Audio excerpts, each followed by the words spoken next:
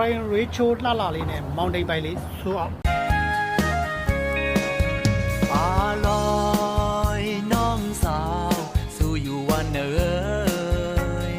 นายุ่มวันตามันนางเหมือนหมอกห่างนี่ไว้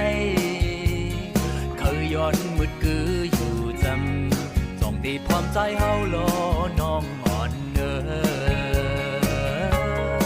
ဟုတ်ပါတယ်ဒီဘိန်းလေးက frame ratio လေးလှပါတယ်ဒီဘိန်းလေးကမိုင်းအောင်ကိုပို့ဆောင်ပေးရမှာဖြစ်ပါတယ်ခင်ဗျာဘိန်းဆိုင်က26ပါနော်ဒီကောင်လေးက3500ပဲတဲ့ပါခင်ဗျ